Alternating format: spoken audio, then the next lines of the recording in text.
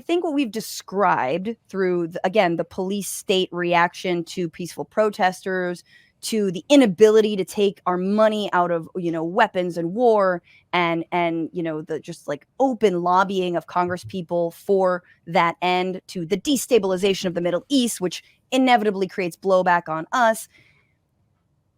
And then we're told that Trump will be somehow worse. And then we're told that Project 2025, for example, this Heritage Foundation wish list is coming down the pike. And in some ways, my question is Project 2025 and what the right wants to do in this country, is it really all that different than what they've actually been successfully doing for decades now, that the Democrats haven't mounted any kind of defense or oppositional vision or new operating system, to put it in Tony's terms, to mount any kind of defense against? So I see Project 2025, which is, as you said, it's the Heritage Foundation led document, but there's over 100 think tanks, agencies, organizations, and nonprofits that have signed on to it as supporting sponsors, and multiple authors that aren't just, it was coordinated by Heritage, driven by Heritage. Mm-hmm. It is, I see it as sort of like the Republican Party, this new Republican Party's doctoral thesis. This is the capstone research project.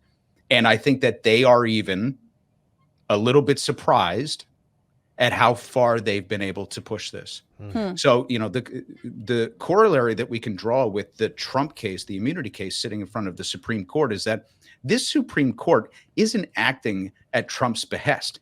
Trump is a fool. He's a great marketer. He's all the things that we know him to be, but he himself is not a deeply read individual. This isn't somebody that really cares about where he lives in history. It's just about how much power I have at this moment. Right. It's the actors behind the scenes, like Leonard Leo, that they're working at the behest of. And behind Leonard Leo, there's a cadre of billionaires. The problem with talking about Project 2025, talking about the Federalist Society, talking about the Cato Institute, talking about Mercatus, or any of these other organizations that craft these policies, is that what they propose is so outlandish that you almost feel conspiratorial saying it out loud. Mm-hmm. And they can turn it back on you and be like, what are you, nuts? That's not at all what we want. We are for freedom. We're for liberty, family values, and a strong economy that we can all, and all Unless of those things. Unless you're trans. Right? I mean, we can all agree, right? Come on. Right. That's the great unifying message that didn't fucking work in the midterms. I don't understand why they keep pursuing it. Anyway, so Project 2025, we did a deep dive on it. It's 900 pages long.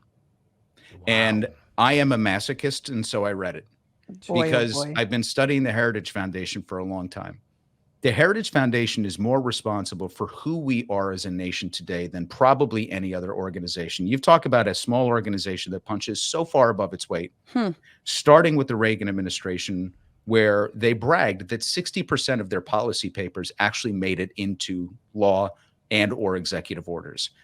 And then they all got drafted into the administration. But what's so interesting about it, and what we framed the piece that we did on it as Republicans with time.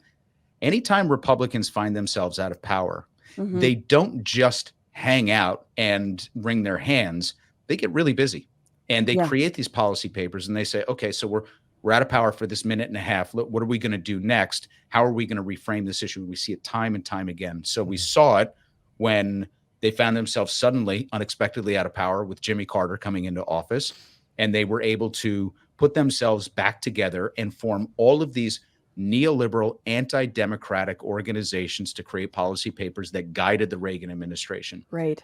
When Clinton came into office, nobody was more surprised than the Bush team and that entire side of the universe.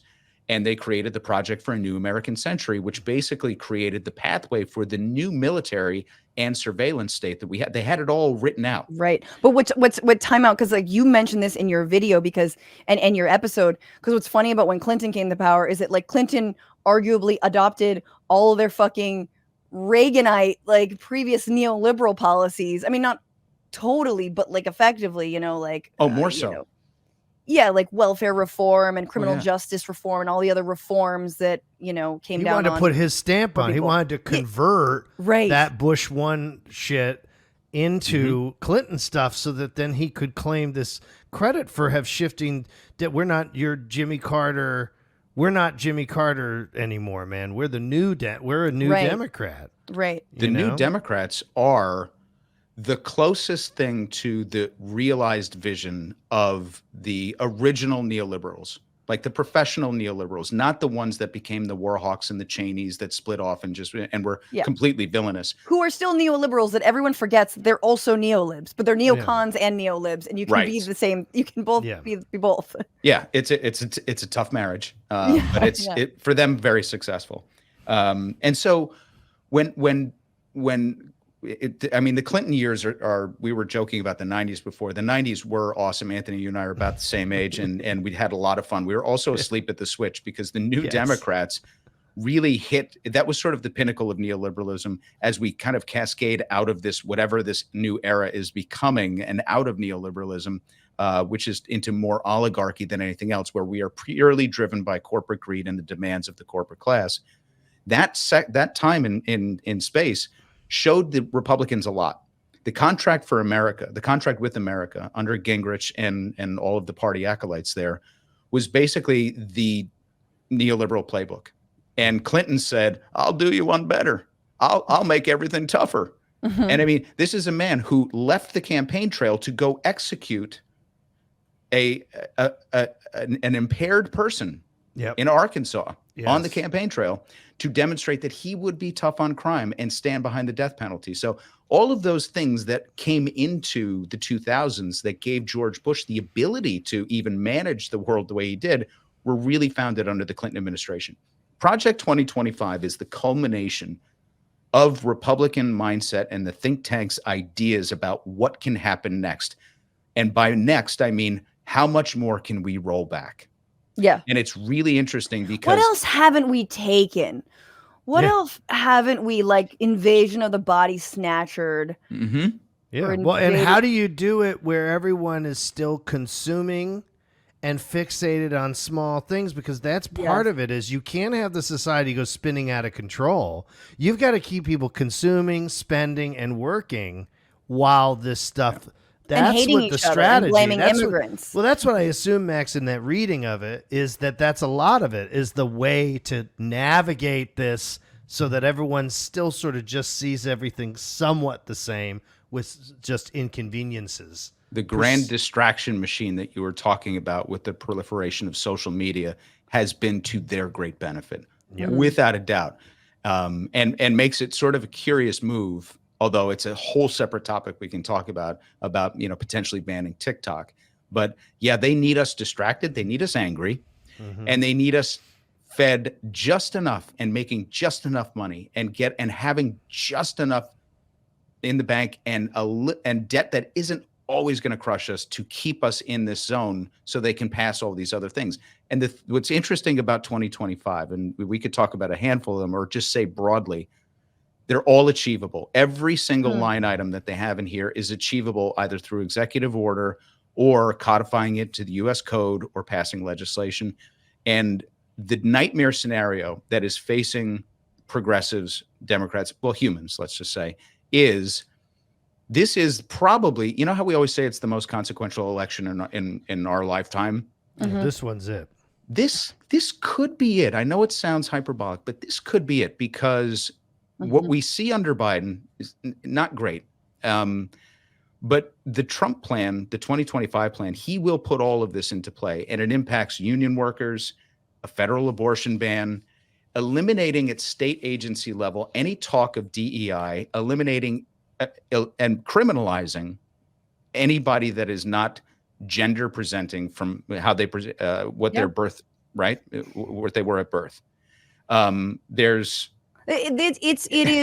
is also seems like it is rolling back, like a full rollback of the civil rights movement, like a full let's go back to when America was great, which was, before, you know, Black Americans, gay Americans had full rights. And let's extend that to immigrants, Latinos. Like, this is like the rollback feels complete, but the newness is like just how much of an oligopoly it can become, and how corporate run it can become. Yeah, it's a war on entitlements for sure. It is a war on marginalized people for sure. There are tax provisions that they're floating, a simple and just and a fair two-tier tax system, 15 and 30%. That's it. You don't have to worry about anything else. Without, of course, recognizing that 40% of this country does not pay income taxes because they simply don't have enough money to put bread on their table. Yeah. They're going to have to pay 15% in taxes now. I mean, it goes on. And the strangest part about it is they list countries by name that they want to give the president the executive authority and the authorization to intervene and meddle into their elections and into their countries, or just to execute coups without asking for congressional oversight into anything that we do. So imagine General Soleimani's assassination, but everywhere. They're trying to codify that into law. They're so very close to doing almost everything in this document, and it will be the end chapter. So as we sit back and we hear things like, oh, this is a fight for democracy, it's a fight for a really shitty democracy at this moment. Yes. Versus fascism. And I think that's why we're all having an existential crisis, because we kind of understand this at a visceral level and nobody's getting it right. I really, I appreciate, I also want to just put up Can't Ever Die's a tweet that I very much enjoy that sort of feels like it wraps this episode. They write, stop blaming President Joe Biden for not doing anything about the police violence and funding the Israeli occupation. He's just a little guy. Presidents are weak. Plus, you don't understand. If he loses, Trump will become president and have unlimited power. He's just a little guy who lives in tiny Hamas. He's just a little guy. Tiny Gaza, little Gaza. He lives in a little Gaza. He's just tiny. He's just a little guy who lives in little Gaza. Little Gaza. But President Trump lives in big Israel. He shits on a golden toilet. Yeah, but that to me also kind of encapsulates this. It's like, we have this window. Like, the election is not tomorrow. It is in 6 months. Biden's been nibbling around the edges, like, here, have this, have that. We're doing this, we're doing that. But on the big stuff, on the vision, on the, like, give us a fucking reason, he's fumbling, he's fucking up. And I do think like, we are halfway to Project 2025. Yeah. But for sure, it is a grand departure to actually enact it. And it is very scary that a lot of those things can be done by executive order.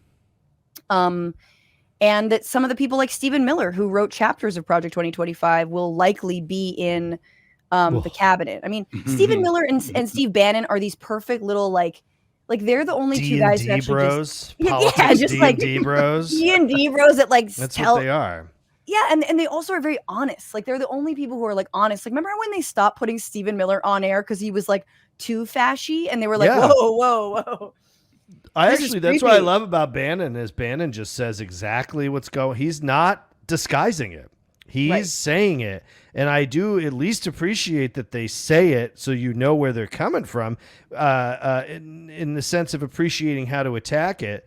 Listen, I think that at minimum, Naomi Klein did great work on that, because she listened to him and she was like, oh my goodness, everybody needs to really pay attention to the words that are coming out of his mouth. He means it. And Bannon loves the idea that Biden is getting hammered on Israel and Gaza stuff, right? Yeah. And he also, because he knows that the left is souring on him. We saw, and I've said this before, but Anthony, to your point about Donald Trump, I mean, he's such an opportunist that he's almost running to the left of Biden in some instances on this. He had a tweet recently or whatever on Truth Social that was like, you know, Biden hates Israel. He hates Israel. But I guess he hates Palestinians more. Yeah. And it was like, he's so good.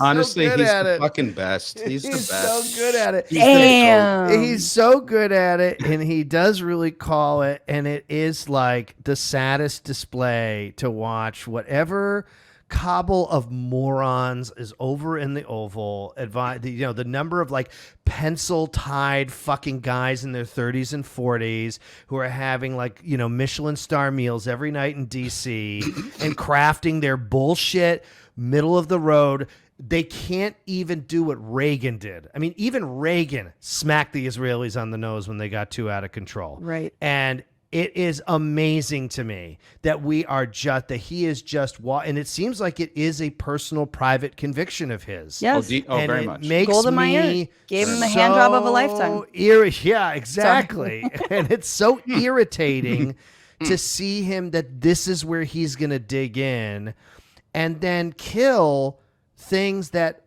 I know there's no grand vision, but I'm going to tell you, 20-year-old me, whoa, you mean it's only $8 if I overdraft my account versus 35?